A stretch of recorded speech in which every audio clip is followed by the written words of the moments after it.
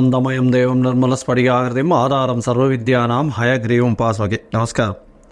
நேயர்கள் அனைவருக்கும் அஸ்ட்ரோகேஎஸ்ஐயங்காரின் பணிவான நமஸ்காரங்கள். மாத பலன் சோபகிருது வருஷம் பங்குனி மாதத்தினுடைய பலனை பார்க்கலாம்.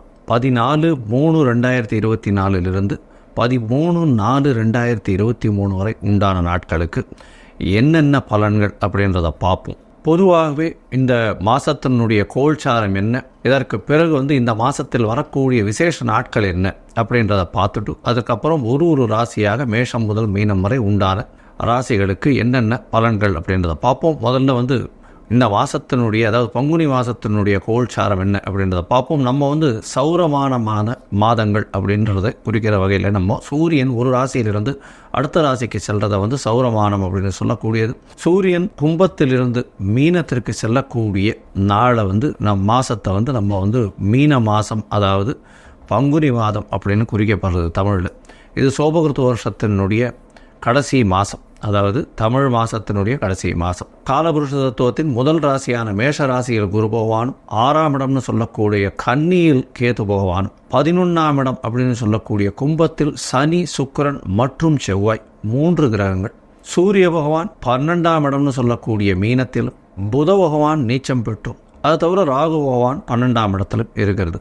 இந்த மாதத்தினுடைய சிறப்பு இந்த மாதத்தில் பார்த்தீங்கன்னா 1/4/2024 சுக்கிர பகவான் கும்பத்திலிருந்து மீனத்துக்கு போகிறார். அதனால் இந்த மாதத்தில் 4 கிரகங்கள் சேர்ந்து 1ஆம் தேதி 1/4/2024 மேலே இருக்குது. அதுவும் ஒரு விசேஷம். இந்த மாதத்தில் பார்த்தேனால் வரக்கூடிய விசேஷ நாட்கள் அப்படின்னு சொல்லக்கூடியது 14/3/2024 அன்னைக்கு காரடையான் நோன்பு அப்படின்வா மாசியும் பங்குனியும் சேரக்கூடிய நாள். இது எதனால் பிரசித்தி அப்படின்னா, சாவித்ரி தன்னுடைய கணவன் சத்தியவானை அதாவது யமதர்மன் பிரிந்து எடுத்து சென்ற போதிலும் அவரை போய் பிடித்து அவருடைய உயிரை மீட்ட நாளாக கருதப்படுகிறது. அதனால் என்ன அப்படின்னா, இந்த பங்குனியும் மாசியும் பங்குனியும் கூட நாளான இன்னைக்கு திருமணமான பெண்கள் எல்லாம் தன்னுடைய கணவன் நல்லபடியாக இருக்கணும், அவருடைய ஆயுஸ் நல்லபடியாக கெட்டியாக இருக்கணும் அப்படின்றதுக்காக பூஜை பண்ணுறதும் விரதம் இருந்து பூஜை பண்ணுறதும், அதை தவிர திருமணம் ஆகாத பெண்கள் நல்ல கணவன் அமையணும் அப்படின்னு பூஜை பண்ணுறதும் இந்த காலகட்டத்தில் நடக்கும். இதை தவிர இந்த மாதம் பார்த்தாலேனால் பங்குனி உத்திரம் அது ஒரு பெரிய விசேஷம். அதாவது பௌர்ணமி நாள். பங்குனி உத்திரம்ன்றது ஒரு விசேஷ பௌர்ணமி நாள். இந்த பௌர்ணமி நாள் எதனால் ரொம்ப முக்கியம் அப்படின்னா, சிவபெருமான் திருமணத்தை சொல்லக்கூடியது. அதாவது மதுரையில் மீனாட்சி சுந்தரேஸ்வரர் திருக்கல்யாணம், அதை தவிர முருகன் தேவயானி கல்யாணம், அதை தவிர இந்திராணி அவர்களுடைய திருமணம், சந்திரன் தன்னுடைய 27 மனைவிகளை 27 நட்சத்திரங்களாக மனைவிகளை திருமணம் செய்து கொண்ட நாள். இதை தவிர இன்னைக்கு திருமணம் அப்படின்றது ரொம்பவும் விசேஷத்தை கொடுக்கக்கூடியது. அது 25/3/2024 வருது பங்குனி உத்திரம். பொதுவாகவே ஜோதிடத்தில் பார்த்தீங்களேனா பங்குனி உத்திரம் ஒரு பௌர்ணமி அப்படின்றதுனால மிகவும் ஏற்றம் கொடுக்கக்கூடியது. ஏன்னா சூரியன் தன்னுடைய நட்பு வீடான குருவினுடைய வீட்டில் இருக்கார். அது ரொம்பவும் விசேஷமான விஷயம். அதை தவிர சந்திர பகவான் சமசப்தமத்தில் போய் உத்தர நட்சத்திரத்தில் இருக்கக்கூடியதும் நல்ல ஒரு ஏற்றம். இதன் மூலியமாக பௌர்ணமி யோகம் அமையும். இந்த காலகட்டத்தில் பிறக்கக்கூடிய குழந்தைகள் எதுவாக இருந்தாலும் ஒரு பெரிய வெற்றியை நோக்கி பயணிக்கும் அப்படின்றது உண்மை. இந்த பங்குனி உத்திர திருவிழாவின் போது பார்த்தாலேயானால் ஸ்ரீரங்கம் ரங்கநாதர் கமலவள்ளி தாயார் நாச்சியார் சேர்த்தி சொல்லுவாள். அது ரொம்ப விசேஷம். அதாவது ரங்கநாதர் சேர்த்தி கொண்டாடுவாள் ஸ்ரீரங்கத்தில். அதனால் ஸ்ரீரங்கம் ரொம்பவுமே ரொம்ப பிரசித்தி பெற்றிருக்கும் இந்த பங்குனி உத்திர திருவிழாவில். இதை தவிர பார்த்தாலேயானால் 8/4/2023 அன்னைக்கு அமாவாசை. அமாவாசைக்கு அடுத்த நாள் சந்திரமானம்னு சொல்லக்கூடிய சந்திரனை பேஸ் பண்ணி மாதப்பிறப்புகளை கொண்டாடக்கூடிய, அதாவது தெலுங்கு அதை தவிர கன்னடா இவாளெலாம் கொண்டாடக்கூடியவர்கள். இவர்கள் அந்த தெலுங்கு வருடப்பிறப்பை கொண்டாடுறாங்க. அதாவது 9/4/2023 அன்றைக்கி பார்த்தாலேனா தெலுங்கு வருடம் அவளுக்கு யுகாதி பறக்கிறது. இது ஒரு பெரிய விசேஷம். இந்த மாதத்தில் பார்த்தாலேனால் எந்தெந்த ராசிக்காரர்களுக்கு நல்ல ஏற்றம் இருக்குது, என்னென்ன பிரச்சனைகள் இருக்குது அப்படின்றத பார்ப்போம். அது தவிர இந்த மாதத்தில் மேஷம் முதல் மீனம் வரை 14/3/2024 முதல் 13/4/2024 வரை என்னென்ன பலன்கள் அப்படின்றதையும் பார்ப்போம். என்னுடைய மொபைல் நம்பர் கீழே ஸ்டாலிங்கில் போயிட்டு இருக்கோம். உங்களுக்கு அஸ்ட்ராலாஜிக்கல் கன்சல்ட் தேவைப்பட்டதுன்னா எனக்கு ஃபோன் பண்ணுங்க.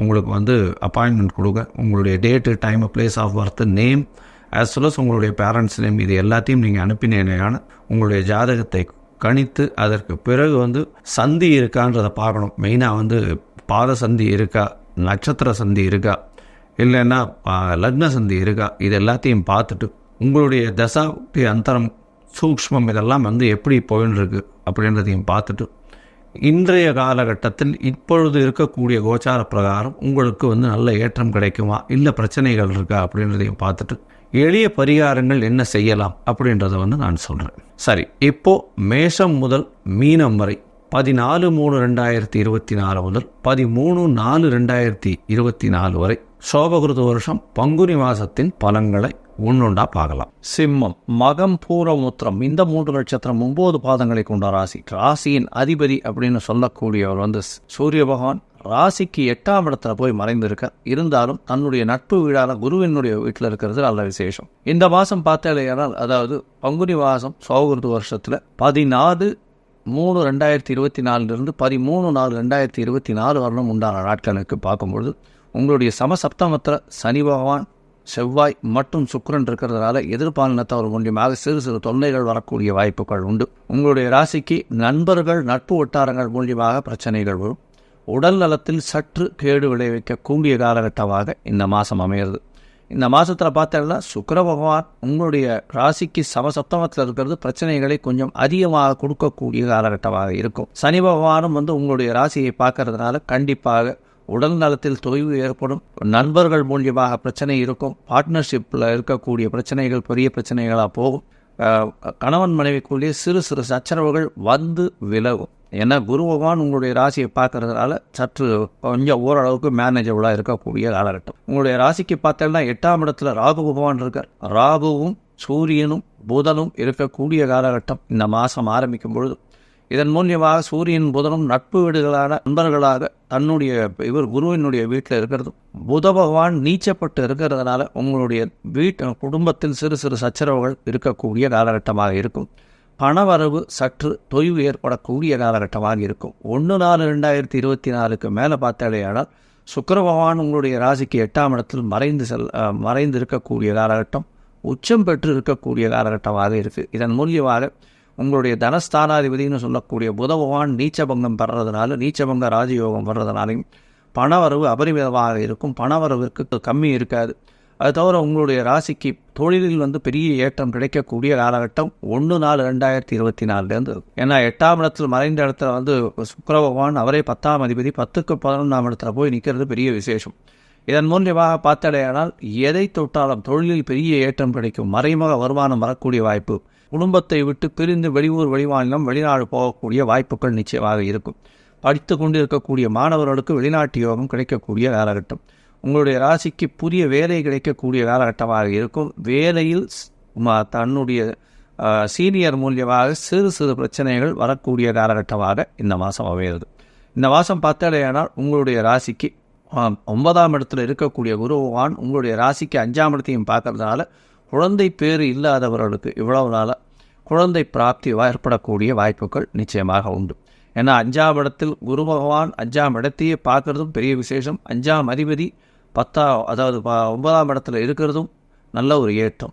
படிக்கக்கூடிய மாணவர்களுக்கு நல்ல ஒரு ஏற்றம் இருக்கக்கூடிய காலகட்டமாக இருக்கும். பேச்சில் ரொம்ப கவனமாக இருங்க. 2ஆம் இடத்துல இருக்கக்கூடிய கேது பகவான் மூலியமாக நீங்கள் பேசக்கூடிய வார்த்தைகள் தவறாக புரிந்து கொள்ளக்கூடிய வாய்ப்புகள் மிகவும் அதிகம். அதனால் பேச்சில் மிகுந்த கவனமாக இருக்கிறது நல்லது.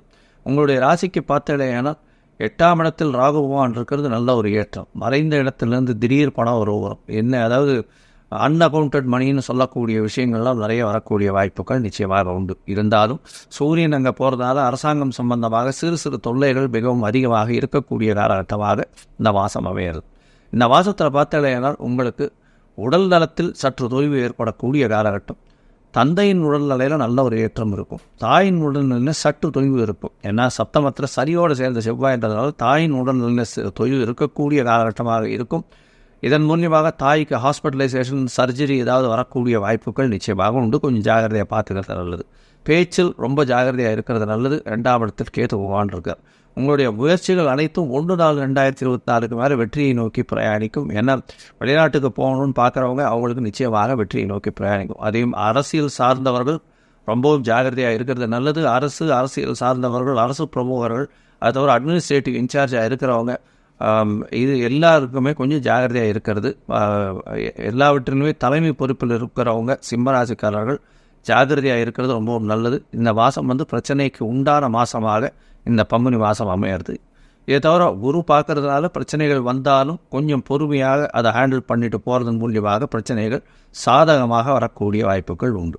உங்களுடைய ராசிக்கு பார்த்தீங்கன்னா முயற்சிகள் அனைத்தும் வெற்றியாகும் 1/4/2024 மேலே. ஆனால் இந்த காலகட்டத்தில் பார்த்தீங்கன்னா உங்களுடைய அதாவது முயற்சிகளை சிறிது காலம் தள்ளி போட வேண்டிய காலகட்டமும் வரும். ஏன்னா சந்திராஷ்டம காலகட்டம் வரக்கூடிய காலமாக இருக்கும். இந்த சந்திராஷ்டம காலன்றது 7ஆம் தேதியிலிருந்து 9ஆம் தேதி வரலும் உண்டான காலகட்டம். அதாவது 7/4/2024 9/4/2024 வரலும் உண்டான காலகட்டத்தில் சந்திராஷ்டம காலம். இந்த காலகட்டத்தில் முயற்சிகள் சிறிது தள்ளி வைக்கிறது ரொம்பவும் நல்லது. மொத்தத்தில் பார்த்தீங்களா, இந்த மாதம் ஓரளவு சுமாரான மாதமாக சிம்மராசிக்காரர்களுக்கு இருக்குது. எதிராளிகளை நம்ப வேண்டாம். பார்ட்னர்ஷிப்பில் ரொம்ப ஜாகிரதையாக இருக்கிறது நல்லது. நண்பர்களையும் நம்ப வேண்டாம், ஜாகிரதையாக இருக்கிறது ரொம்பவும் நல்லது அப்படின்றத சொல்கிறோம். இந்த மாதத்தில் நீங்கள் அருகில் இருக்கக்கூடிய இந்த சூரியனார் கோவிலுக்கு போயிட்டு வாங்க. கும்பகோணம் பக்கத்தில் இருக்கக்கூடிய சூரியனார் கோவிலுக்கு போயிட்டு அங்கே கோதுமை தாரம் கொடுத்துட்டு வாங்க. இது செந்தாமரை பூவில் அர்ச்சனை பண்ணிட்டு வாங்க. உங்களுக்கு ஒரு ஏற்றம் நிச்சயமாக கிடைக்கக்கூடிய காலகட்டமாக இந்த மாதம் அமையும்.